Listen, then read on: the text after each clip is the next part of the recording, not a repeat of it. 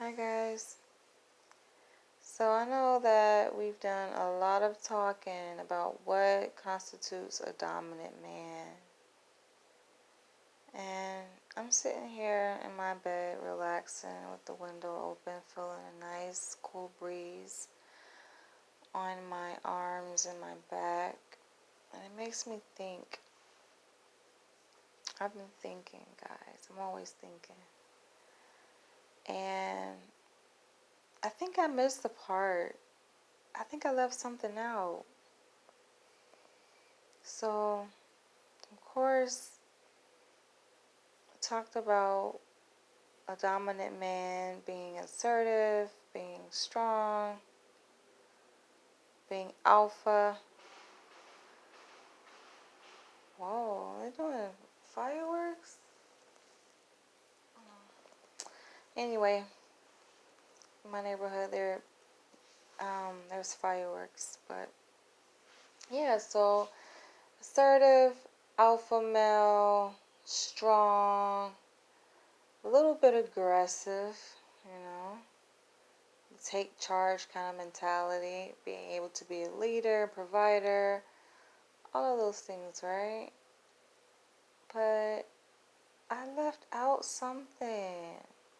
And I guess this list is probably going to continue to grow, right? As new ideas pop up. But I think a really important piece is emotional intelligence. Now, I talked about having intellect, right? So I guess emotional intelligence will fall under intellect. Because there's different types of intellect, right? And emotional intelligence is only just one aspect of that. But what I mean by emotional intelligence is not just the ability to be able to understand, first of all, to be able to observe another person's emotions, and not only that, understand them, but also be able to understand his own emotions. And not only understand what he's feeling, but also be able to have some emotional regulation. This is a big one, you guys, because we know black men go through a lot in this country. They carry a lot on their shoulders, right? So maybe it's too much to ask for a black man living in America to be able to control his emotions. But I think that should be a given. That should be a standard. I know it's one of my standards, you know? To me, it's a turnoff to see a man who lacks control over his own emotions. It's like, how can you control me or guide me or take charge in a relationship with me if you lack control over your own self? Just all over the place. It's very impulsive, very reactive, you know. You have men that talk about women being emotional, but men are emotional creatures. We need to stop with this gender divide, these gender assumptions, very false gender assumptions at that, to say, oh, women are emotional, men are logical. That is bullshit.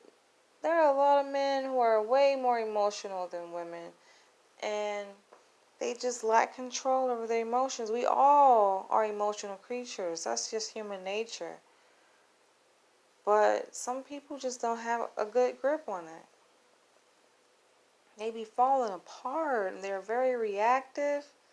Things don't go their way and they start going off on a woman. You guys seen guys out there who would shoot their shot at a female, right? On the street. Try to speak game, you know, try to throw out their pickup lines.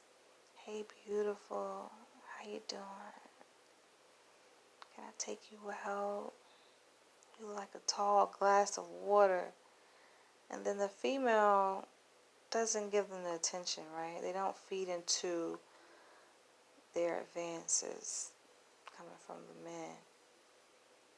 And then these men, they lose it, y'all. These men go off. Fuck you too, damn bitch. You ain't all that anyway. And these are, think about it now, these are men. We're talking about black men. I can't speak for other races, but I can speak for what happens in the black community. I'm a black woman myself. And we're talking about encounters where this black man don't even know this woman. How can a woman who you do not know have that much power over you and her rejection? And it's not really that she rejected you, you just feel rejected. She could be married. She could already have a partner. She can just be in a bad mood. She can be a number of things, but yet these men take her no as a threat to their own manhood. And they be ready to fight. You can like feel the energy boiling up inside of them. It's like, what is that about? So just imagine these men that will react to a woman in under those circumstances, right? Just imagine like if they were committed to a woman, they were in a relationship with a woman, right? And they don't get their way. It's just like acting like big ass babies, you know? Without really coming to a full understanding of something. They immediately just jump to conclusions and boom, react. Have temper tantrums.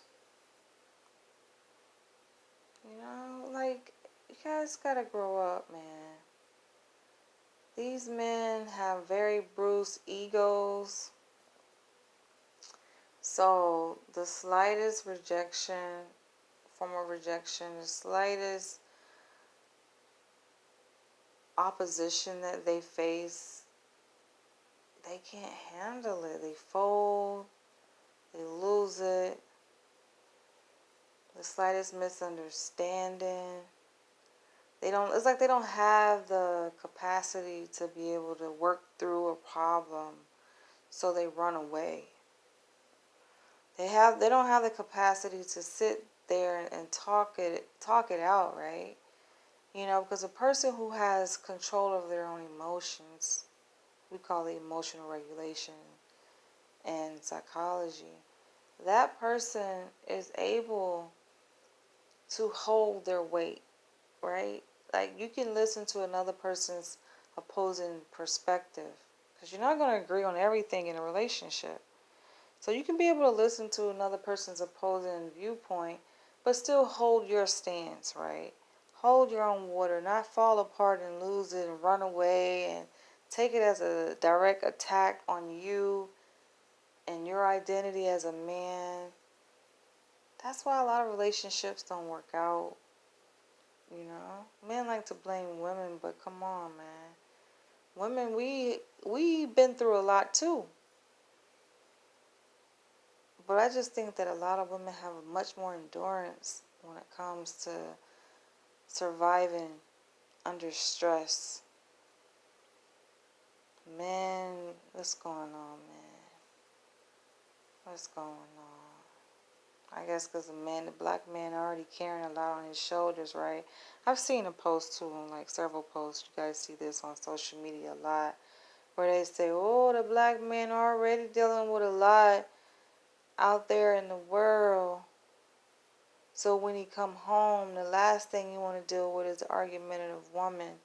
And then they give themselves an excuse to go outside their race and date non-black women because they say, oh, well, they're not argumentative, they're supportive, they listen, they're submissive.